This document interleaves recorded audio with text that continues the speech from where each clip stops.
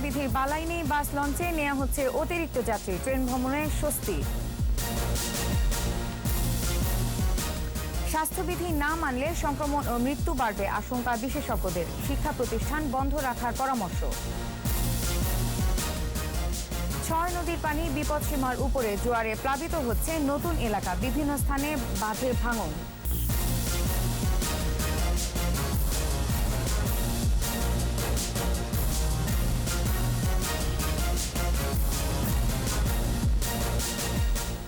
শুনছিলেন first security ইসলাম bank limited সংবাদ শিরোনাম। আমন্ত্রণ জানাচ্ছি সকাল 9টার 21 সংবাদে, সাথে আছি আমি নার্গিস মজিদ লিমা। দর্শক, 21 টেলিভিশনের সংবাদ একই সাথে সরাসরি দেখতে পাবেন আমাদের ফেসবুক পেজ www.facebook.com/2124 অনলাইনে। করোনা সংক্রমণ রোধে স্বাস্থ্যবিধি মানার বাধ্যবাধকতা থাকলেও নিয়মের বালাই নেই বাস ও লঞ্চে। নির্দিষ্ট দূরত্বে আসন খালি রাখার নির্দেশনাও মানা হচ্ছে না। জীবাণুনাশক ছিটানো বা স্যানিটাইজার ব্যবহারের ব্যবস্থা নেই, অথচ নেওয়া হচ্ছে অতিরিক্ত ভাড়া। তবে করোনা পরিস্থিতিতে স্বাস্থ্যবিধি মেনেই চলছে ট্রেন। এ নিয়ে থাকছে একাধিক প্রতিবেদন। করোনা পরিস্থিতিতে স্বাস্থ্যবিধি নিশ্চিত করতে বাস ভাড়া বাড়ানো হয়, তবে বিধি না মেনেই চলাচল করছে বাস। এক আসন খালি রেখে যাত্রী পরিবহনের কথা থাকলেও মানছে না কেউ। সরকারি বাস সার্ভিসও স্বাস্থ্যবিধি অনুসরণ করছে না। এদিকে অতিরিক্ত যাত্রী পরিবহন আর বাড়তি ভাড়ার কারণে তর্কে জড়িয়ে পড়ছে বাসকর্মী ও যাত্রীরা। বিস্তারিত সাইদুল ইসলামের রিপোর্টে।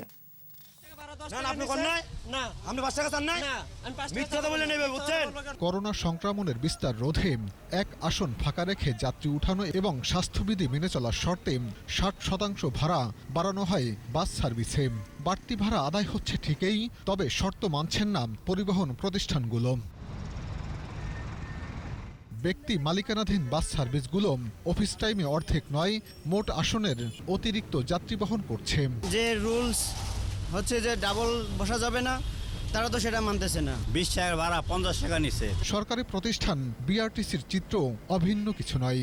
স্বাস্থ্যবিধি তো মানা হচ্ছে না, এখন আমাদের প্রয়োজনের বিধায় আমরা এখন যেতে হচ্ছে। এটা যেহেতু গভর্নমেন্টের বাস, তো সেক্ষেত্রে যদি গভর্নমেন্ট কোনো স্টেপ না নেয়, তাহলে সেক্ষেত্রে আমরা যাদের প্রত্যেকদিন বের হতে হয় তাদের কিছুই করার নেই। এ নিয়ে যাত্রীদের আছে নানা অভিযোগ, আর বাস কর্মীরা অভিযোগ অস্বীকার করেন। বেশি না, আমি 5 টাকা, আমার ভাড়া 20 টাকা মহাখালী, কিন্তু আমার দিতে 10 টাকা, আবার 10 টাকার ভাড়া 5 টাকা দিতে আছে। কন্ডাক্টর মিথ্যা কথা বলতেছে, কন্ডাক্টর ভাড়া ঠিকই নিচ্ছে, আবার লোক ডাকে উঠাচ্ছে। তবে দূরপাল্লার বাসে যাত্রী সংকট আছে, তাই আসন ফাঁকা, তবে স্ট্যান্ডগুলোতে বিধি অনুযায়ী সুরক্ষা ব্যবস্থা নেই। মাস্ক আছে পকেটে, আসলে নিঃশ্বাস বন্ধ হয়ে যায়, বুঝছেন, এর লাগে একটু মাঝে মাঝে খুলে একটু দিয়ে মাস্ক এই যে ভাই লাগাইতেছি ভাই। ঝুঁকি কমাতে আইন প্রয়োগে কঠোর হওয়ার দাবি যাত্রীদের। সাইদুল ইসলাম, 21 টেলিভিশন, ঢাকা। করোনা সংক্রমণ রোধে স্বাস্থ্যবিধি মানার বাধ্যবাধকতা থাকলেও মানা হচ্ছে না লঞ্চে। নৌযানগুলোতে জীবাণুনাশক ছিটানো, হ্যান্ড স্যানিটাইজার ব্যবস্থাও নেই। অভিযোগ আছে অতিরিক্ত ভাড়া আদায়ের। যাত্রী বহন করা হচ্ছে ধারণ ক্ষমতার বেশি। বিধি ভঙ্গ করলে আইনি ব্যবস্থা নেওয়া হবে বলে জানান বিআইডব্লিউটিএ চেয়ারম্যান। মিনালা দিবাকের সাথে নিয়ে বিস্তারিত সাইদুল ইসলামের রিপোর্টে। চাঁদপুরের মতলব থেকে ছেড়ে আসা মাঝারি আকারের লঞ্চ, যাত্রী ধারণ ক্ষমতার চেয়ে অনেক বেশি। এমন দৃশ্য শুধু এই লঞ্চেই নয়, বরিশাল, ভোলা ও শরীয়তপুরের অনেক লঞ্চেই মানা হচ্ছে না স্বাস্থ্যবিধি। আছে বাড়তি ভাড়া নেয়ার অভিযোগ। মানে দূরত্ব ততটা বজায় রাখতেছে না, আমরাই রাখতেছি না, যে সত্যি কথা। নর্মালি মনে করেন 70 টাকা, 100 টাকা এইভাবে আর কি। আমাদের দেশে তো ওইভাবে কেউ মেনটেনই করে না। দূরত্ব বজায় ছিল না, তারপরও তো মানুষের জীবিকার কারণে আর কি এইভাবে আসা। যাত্রীদের সব ক্ষোভ লঞ্চ মালিক ও কর্মচারীদের উপর। এদের কোনো পদক্ষেপ নাই। অনেকে মনে করেন সিরিয়ালে ধাক্কি পাড়াবাড়ি করে উঠতেছে লঞ্চে। স্প্রে কিংবা অন্যান্য সুরক্ষার কিছু দেখি নেই। তবে অভিযোগ মানতে নারাজ লঞ্চ মালিক ও কর্মচারীরা। আমরা 100% চেষ্টা করছি, উদ্বুদ্ধ করতেছি আমরা অন্তত মানার জন্য। স্বাস্থ্যবিধি না মানলে আইনানুগ ব্যবস্থা নেওয়ার কথা জানিয়েছেন বিআইডব্লিউটিএর চেয়ারম্যান। আমরা অবশ্যই স্বাস্থ্যবিধি মেনে যাতে নৌ পরিবহন ব্যবস্থা চালু রাখা যায়, শুরু থেকেই মার্চ মাস থেকেই আমরা চেষ্টা করছি তা নিশ্চিত করতে। করোনা মহামারী থেকে বাঁচতে স্বাস্থ্যবিধি পালনে লঞ্চ কর্তৃপক্ষ, যাত্রী সহ সবার সচেতনতা জরুরি। সাইদুল ইসলাম, 21 টেলিভিশন, ঢাকা। তবে করোনা পরিস্থিতিতে স্বাস্থ্যবিধি মেনেই চলছে ট্রেন। অনলাইনে টিকিট কেনা যাচ্ছে বলে বাড়তি বিড়ম্বনা নেই। স্বাস্থ্য সুরক্ষা সরঞ্জাম ব্যবহার করায় ভ্রমণের স্বস্তির কথা জানান যাত্রীরা। রেল কর্তৃপক্ষ বলছে, করোনা মোকাবেলায় সব ব্যবস্থা রেখেই চলছে ট্রেন। আদিত্য মামুনের রিপোর্ট। রাজধানীর কমলাপুর রেলওয়ে স্টেশন। সারা দেশ থেকে শতাধিক ট্রেন আসে এইসব প্ল্যাটফর্মে। প্রবেশ পথে বসানো হয়েছে সেবা বুথ, বেশিরভাগই যাত্রীদের স্বাস্থ্য সুরক্ষার জন্য। বিধি মানছেন সকলেই। বাইরে থেকে যারা ঢাকায় আসছেন তারাও জানাচ্ছেন স্বস্তির কথা। যতটুকু সম্ভব বাংলাদেশের পার্সপেক্টিভ মেনটেন করেছে। অনেক ভালো হয়েছে, মোটামুটি দূরত্ব বজায় রেখে 2 সিটে একজন। শিডিউল বিপর্যয় ছাড়াই গন্তব্যে যাচ্ছে ট্রেন, নেই টিকিট নিয়ে ভোগান্তি। ট্রেনের যেটুক স্বাস্থ্য সুরক্ষা করে যে ব্যবস্থাপনাটা আছে স্বাচ্ছন্দ্যে গ্রহণ করে নিয়েছি। গ্রামে ছুটি কাটিয়ে অনেকেই ফিরছেন রাজধানীতে। ট্রেনের সার্বিক পরিস্থিতিতে সন্তুষ্টি তাদের। করোনা আসার পরে যে এবার জার্নি করলাম অনেক পরিষ্কার। আমার আশেপাশে যারা ছিল সবাই খুব ভালোভাবে মাস্ক পরেছিল, আর খুব দেখলাম তারা স্যানিটাইজার নিয়েও খুবই সচেতন। তবে নিজে সচেতন থাকলেও অফিস কলকারখানা খুলে যাওয়ায় স্বাস্থ্য ঝুঁকি কিছুটা বেড়েছে বলে জানান কেউ কেউ।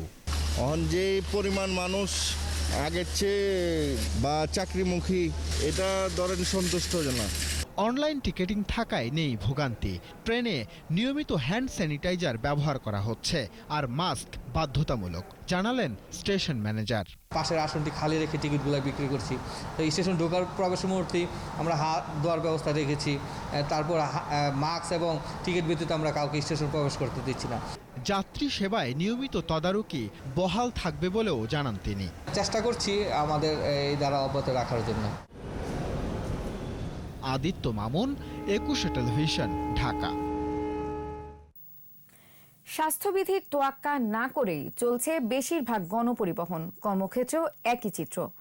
বিশেষজ্ঞদের আশঙ্কা, এমন বাস্তবতায় আগামীতে করোনা সংক্রমণ ও মৃত্যু বাড়বে। দ্বিতীয় দফা সংক্রমণ এড়াতে শিক্ষা প্রতিষ্ঠান বন্ধ রাখা সহ সচেতনতা বাড়ানোর পরামর্শ দিয়েছেন তারা।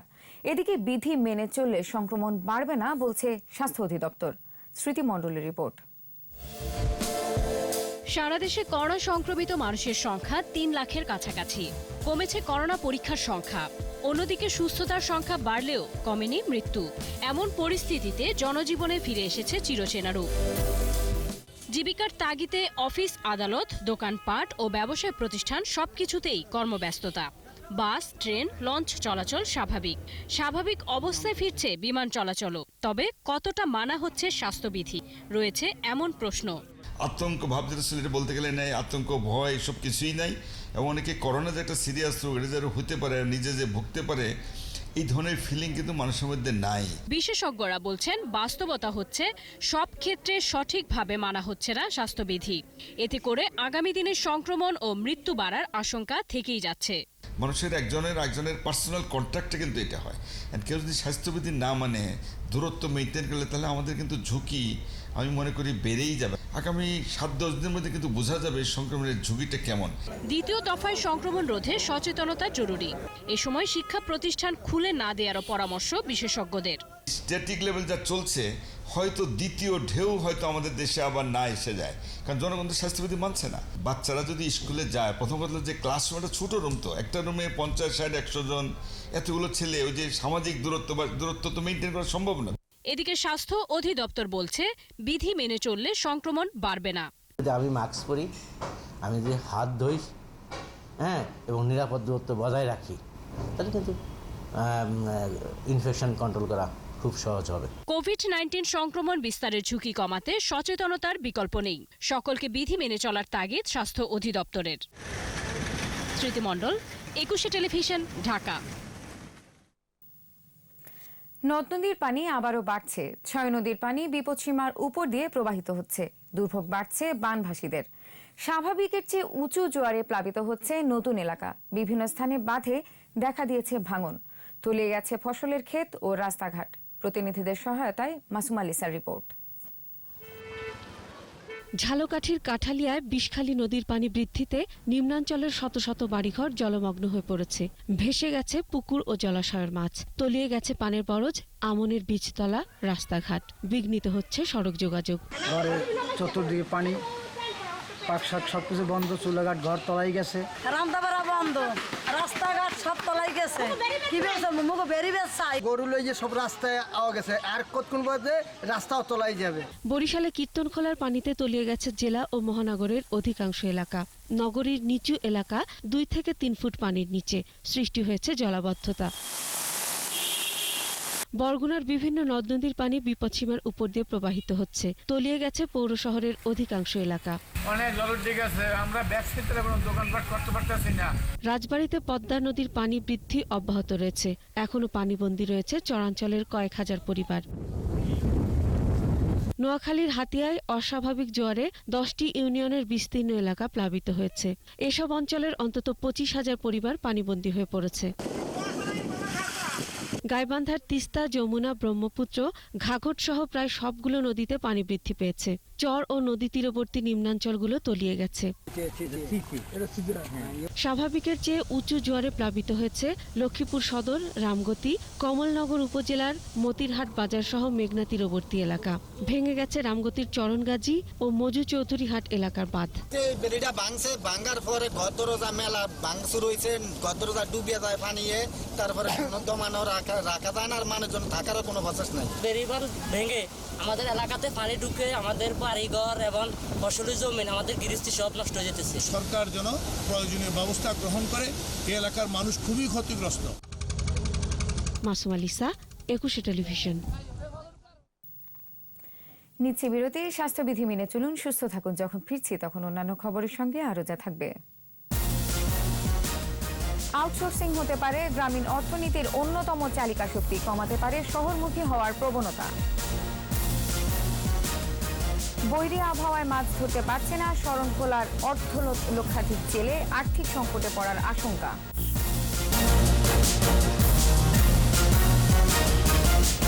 আবারও আমন্ত্রণ সকাল 9টার 21 সংবাদে। নির্দিষ্ট দক্ষতা, একটি কম্পিউটার আর ইন্টারনেট সংযোগ থাকলে পৃথিবীর যে কোনো স্থান থেকে অর্থ উপার্জন সম্ভব। আর তাই আউটসোর্সিং হতে পারে বাংলাদেশের গ্রামীণ অর্থনীতির অন্যতম চালিকা শক্তি, কমাতে পারে মানুষের শহরমুখী হওয়ার প্রবণতা। ফ্রিল্যান্সিং নিয়ে ইবনে নূর শাওনের 5 পর্বের বিশেষ প্রতিবেদনের শেষ পর্ব। ধারণা করা হচ্ছে কোভিড-19 পরবর্তী সময়ে আরও জনপ্রিয় হবে গিগ ইকোনমি। ঘরে বসে অফিসের কাজ হচ্ছে, কর্মসংস্থানের জন্য শহরে থাকার প্রয়োজনীয়তা কমে আসছে। আউটসোর্সিং এর বিশাল দুনিয়ায় গ্রামীণ মানুষের বিচরণও বাড়ছে। গ্রামে থেকেও যদি কারো স্পৃহা এবং কঠিন হার্ডওয়ার্ক করার কারো যদি ইচ্ছা থেকে থাকে, তাহলে আমাদের যেটা মনে হয় যে অবভিয়াসলি সে গ্রামে থেকেও একটা ভালো ফ্রিল্যান্সিং ক্যারিয়ার গড়ে তুলতে পারে। করোনার প্রভাবে শহর ছেড়ে গ্রামে থাকলেও কাজ চালিয়ে যাচ্ছেন দক্ষ ফ্রিল্যান্সাররা। আমরা যদি এই সমস্ত প্রত্যন্ত অঞ্চলগুলোতে বিদ্যুৎ সংযোগ এবং ইন্টারনেট সংযোগ অ্যাভেলেবল করতে পারি, তাহলে আমরা গ্রামের যে তরুণ সমাজ আছে তাদেরকে বিভিন্ন রকম ট্রেনিং প্রদান করে আমরা কিন্তু তাদেরকে উন্নত করে তুলতে পারি এবং তাদের বেকার সমস্যাটা দূর করতে পারি। দেশের সব প্রান্তের মানুষের শিক্ষা নিশ্চিত করতে কম মূল্যে অনলাইন শিক্ষা দিচ্ছে অনেক প্রতিষ্ঠান। এটা সারা বাংলাদেশে যে কোনো প্রান্ত থেকে ঘরে বসে যে কেউ শিখতে পারতেছে রিল্যাক্সে। এখানে তার প্রিপারেশন নিয়ে আবার কোনো একটা সেন্টারে আসতে হবে, আবার এখানে যেতে হবে, প্রায় 2-3 ঘন্টা এখানে তাদের একটা সময় অপচয় হবে। তো সেই অপচয়টা তারা এখানে হচ্ছে না, তারা ঘরে বসে রিল্যাক্সে তারা একটা নীরব রুমে তারা ক্লাসগুলো করতে পারতেছে। গ্রামীণ তরুণদের ফ্রিল্যান্সিংয়ে আরও বেশি আগ্রহী করতে সরকারের পক্ষ থেকে প্রশিক্ষণ ও পুরস্কার সহ নানামুখী উদ্যোগ নেওয়া হয়েছে। আমরা দেখেছি যে বাংলাদেশের একেবারে প্রত্যন্ত অঞ্চলেও কিন্তু অনেক তরুণ তরুণী তারা তাদের ল্যাপটপে বসে ইন্টারনেট কানেকশনের মাধ্যমে তারা বিদেশের জন্য কাজ করছে এবং তারা ভালো রোজগার করছে। আমি বলবো যে এটা একটা অর্থনৈতিক মুক্তি। এই মফস্বলে থাকা যে একটা ডিপ্রাইভেশন, যে একটি সবাই যে ঢাকামুখী হতে হবে, এর কোনো কারণ নেই। সম্ভাবনার সবটুকু কাজে লাগাতে পারলে প্রবাসী আয়ের মতোই অর্থনীতিতে বিশাল অবদান রাখবে আউটসোর্সিং। ইবনে নূর শাওন, 21 টেলিভিশন, ঢাকা। বৈরী আবহাওয়ায় প্রায় 15 দিন ধরে মাছ ধরতে পারছেন না শরণখোলার অর্ধলক্ষাধিক জেলে। সমুদ্র উত্তাল থাকায় জেলেরা ট্রলার নিয়ে আশ্রয় নিয়েছে বঙ্গোপসাগর তীরবর্তী সুন্দরবনে। নদী সাগরে জাল ফেলতে না পেরে দরিদ্র জেলে পরিবারে দেখা দিয়েছে খাদ্য সংকট। আড়তদার ও ট্রলার মালিকরা লক্ষ লক্ষ টাকা বিনিয়োগ করে দুশ্চিন্তায় পড়েছে। করোনার কারণে জেলেরা 65 দিনের মাছ ধরতে যেতে পারেনি। মৎস্য আড়তদার ও জেলেরা জানিয়েছেন ইলিশের ভরা মৌসুম, অথচ এখনই তারা মাছ ধরতে পারছেন না।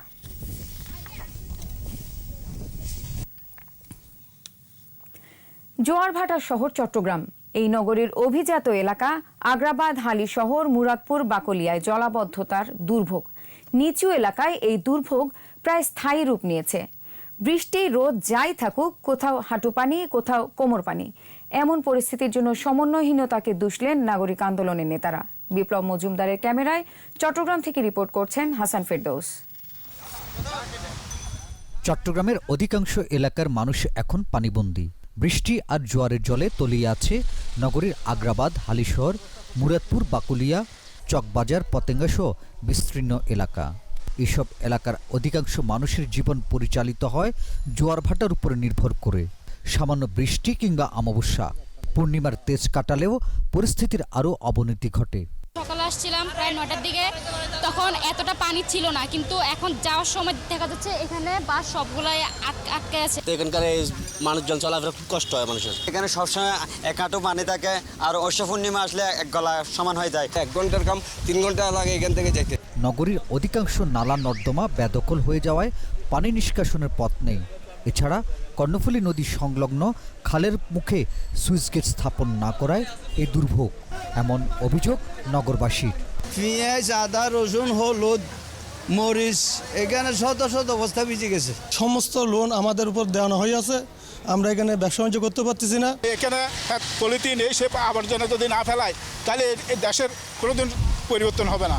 সিটি কর্পোরেশন, চট্টগ্রাম উন্নয়ন কর্তৃপক্ষ, সিডিএ সহ বিভিন্ন সংস্থার সমন্বয়হীনতার কারণে জনদুর্ভোগ বাড়ছে বলে মনে করেন নাগরিক আন্দোলনের নেতারা। সিডিএ কিংবা সিটি কর্পোরেশন অথবা কনসার্ন আরও যারা আছে সবাইকে যেখানে একযোগে কাজ করতে হতো, সেই জায়গায় দুর্ভাগ্যজনকভাবে আমরা দেখলাম এখানে জলাবদ্ধতার কাজটা নিয়ে এক ধরনের রশি টানাটানির পর্যায়ে চলে গেছে। জলাবদ্ধতা নিরসনে 1000 কোটি টাকার প্রকল্প নিয়েছে সরকার, এরপরও সুফল মিলছে না। চট্টগ্রামের এই আগ্রাবাদ এলাকার মতো বিস্তীর্ণ এলাকার দলিয়ে যাচ্ছে পানির নিচে। এই অবস্থা থেকে পরিত্রাণ চান স্থানীয় জনগণ। হাসান ফেরদৌস, 21 টেলিভিশন, চট্টগ্রাম। স্বাস্থ্যবিধি মেনে চলুন, সুস্থ থাকুন। নিচ্ছি বিরতি, যখন ফিরছি তখন অন্যান্য খবরের সঙ্গে আরও যা থাকবে। 2 বছরের মধ্যে করোনা শেষ হতে পারে বলছে বিশ্ব স্বাস্থ্য সংস্থা। বিশ্বজুড়ে আক্রান্ত 2,31 লাখ। রোমাঞ্চকর লড়াইয়ে ষষ্ঠবারের মতো ইউরোপা লিগের শিরোপা সেভিয়ার, ইন্টার মিলানকে হারালো 3-2 গোলে।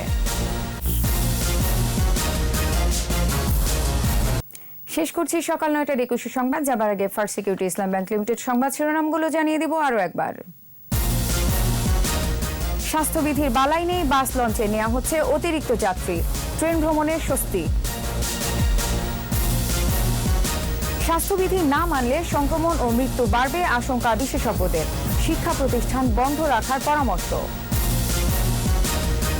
6 নদীর পানি বিপদসীমার উপরে, জোয়ারে প্লাবিত হচ্ছে নতুন এলাকা, বিভিন্ন স্থানে বাঁধে ভাঙন।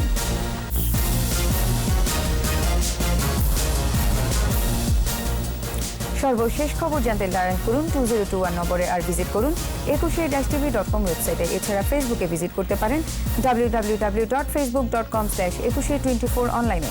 এতক্ষণ সাথে থাকার জন্য ধন্যবাদ। পরবর্তী সংবাদ বেলা 11টায় দেখার আমন্ত্রণ রইল। স্বাস্থ্যবিধি মেনে চলুন, সুস্থ থাকুন, 21-এর সাথেই থাকুন।